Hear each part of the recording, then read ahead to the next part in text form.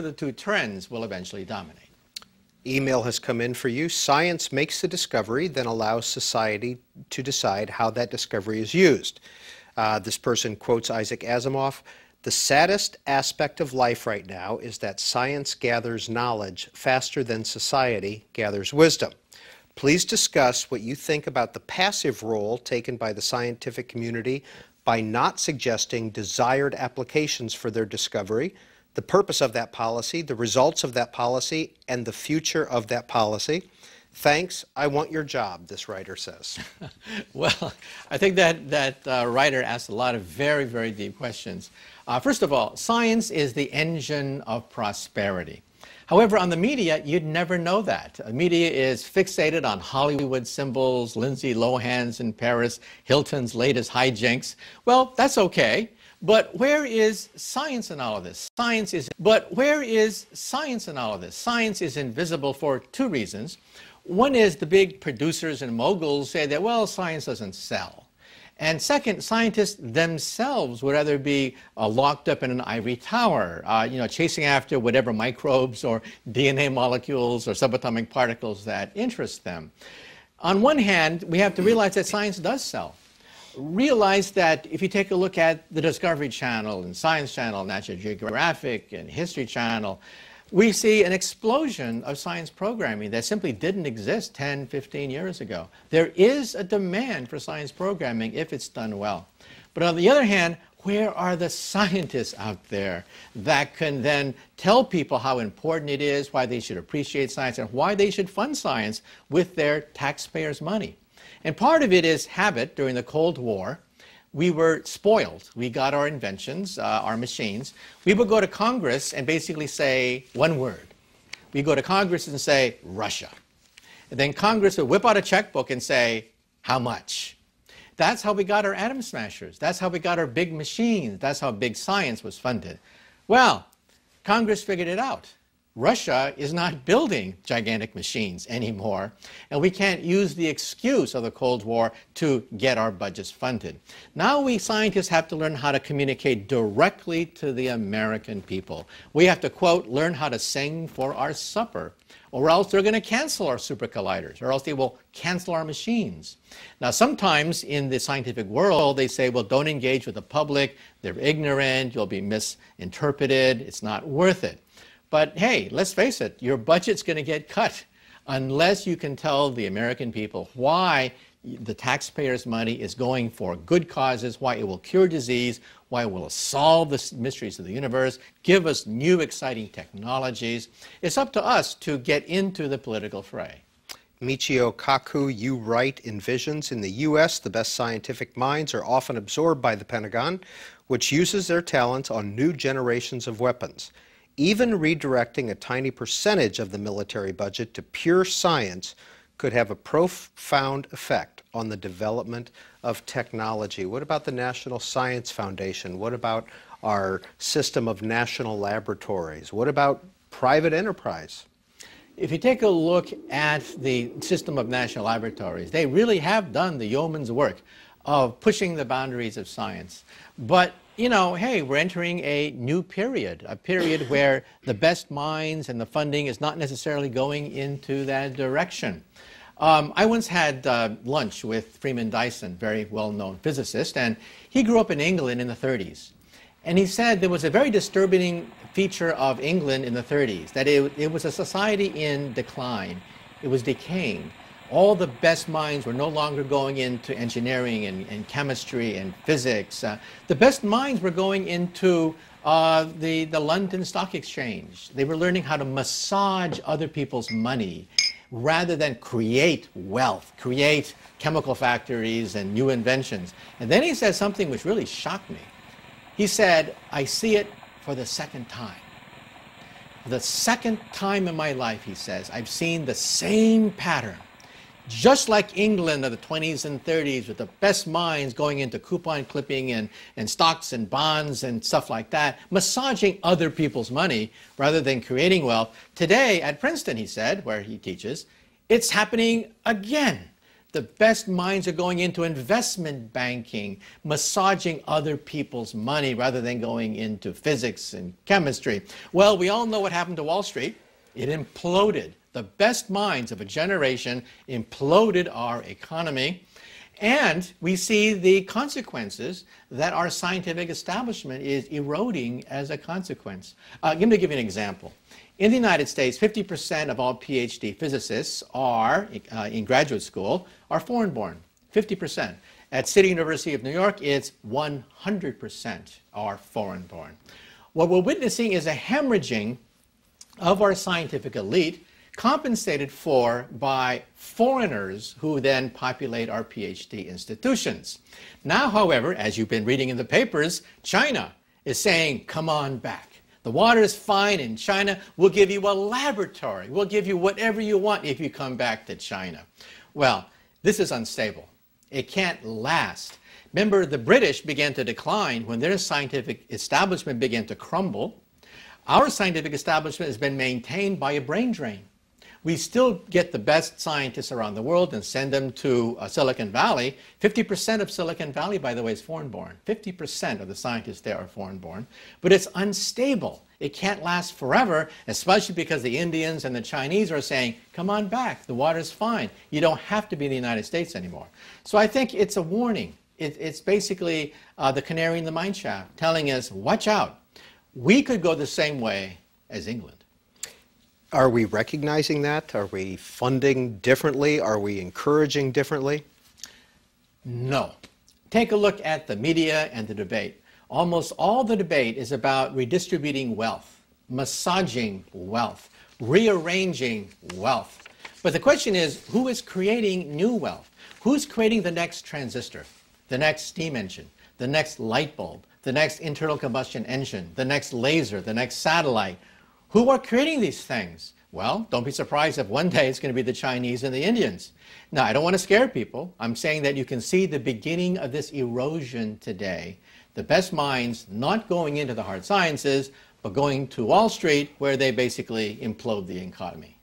And from Hyperspace, one of Dr. Kaku's books, more than half the gross national product of the Earth, representing the accumulated wealth of the planet, depends in some way on the electromagnetic force.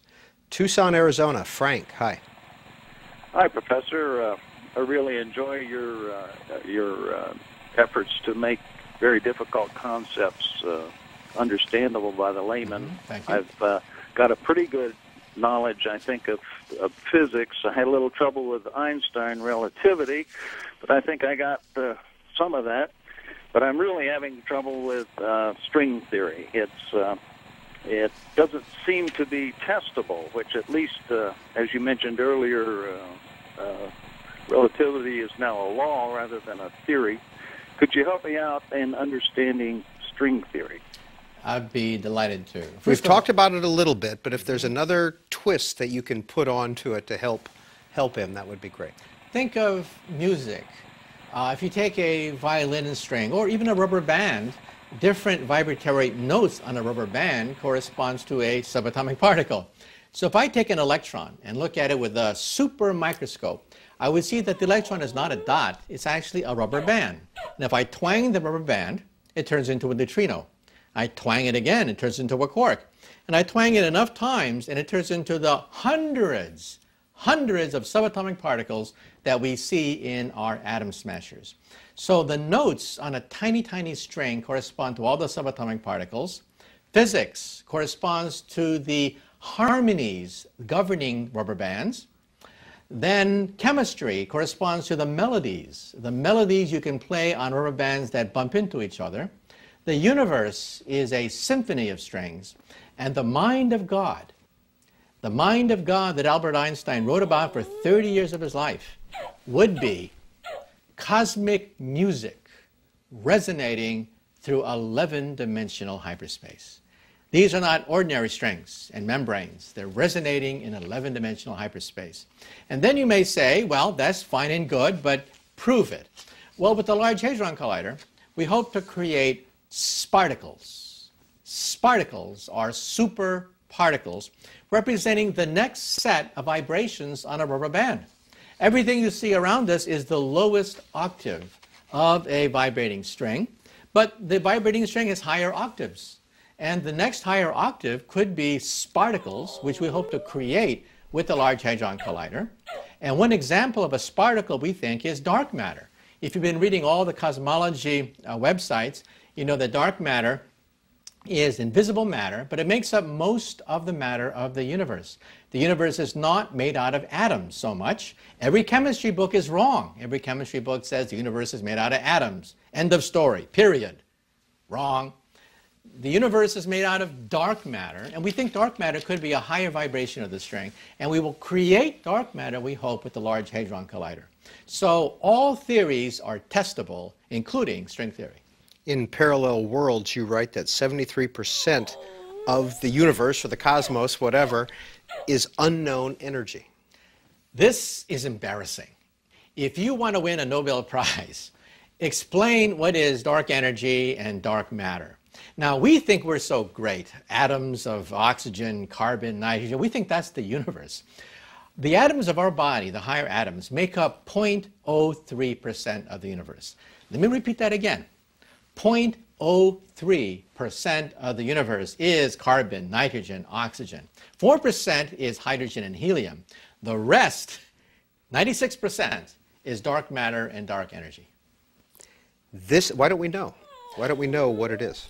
Because it's not made out of the familiar atoms that we can see and touch in our laboratory. They're very elusive. If I have dark matter in my hand right now, it would be first invisible. Second, it would filter right through my fingers, go right through the floor, go all the way to the center of the earth, and all the way to China. Reverse direction in China, and then come all the way back to my hand. Have you ever seen that before? That's what dark matter can do. And the Earth moves in a wind of dark matter, and we're going to try to measure that wind with our machines. We have gigantic vats of hydrogen fluid that we hope to detect the wind that we are moving in. So this is big science, multi-billion-dollar experiments, the Large Hadron Collider, experiments on dark matter. This is the cutting edge, realizing that every chemistry book is wrong. The universe is not mainly made out of atoms. Dr. Kaku, when people read about the LHC in 100 years, will they think, oh, that's quaint? Oh, apple falling on Newton's head? Yeah, they will definitely think it's quaint. That machine is, what, 27 miles in circumference. It's probably bigger than the city of Geneva. You could put Geneva inside the machine. And we will think it's quaint because in the future, we hope to create what are called tabletop accelerators. They exist on a small scale, but in terms of energy input per meter, we can get machines that are only a few meters long that will accelerate particles to billions of electron volts, once thought to be impossible. So perhaps in the future we'll have tabletop particle accelerators. Next call for Dr. Michio Kaku, who is our guest this month on BookTV's In Depth. Todd in Wixom, Michigan. Hi, Todd. Hi. It truly is an honor to speak to you, sir. You answered one of my questions about the time travel, but while you were speaking, I got a comment and possibly a question how you personally feel. It's amazing how far man has advanced technologically, but it's also amazing how little he himself has changed. Now, I remember you saying that you were a Star Trek fan, but as I recall, in order to achieve membership in the international space community, they had to overcome greed and capitalism and social injustice and all that so they could concentrate all their efforts on moving forward. Now, my personal question to you is, what at this time is more important, social equality and helping your fellow man or technological advances? Thank you. You ask a very good question. What is more important? Helping society get richer and wealthier, or scientific experiment? Well, you can't divorce the two, because where does wealth come from? Where did the transistor come from? The laser beam, the GPS system, the internet, the steam engine, the light bulb.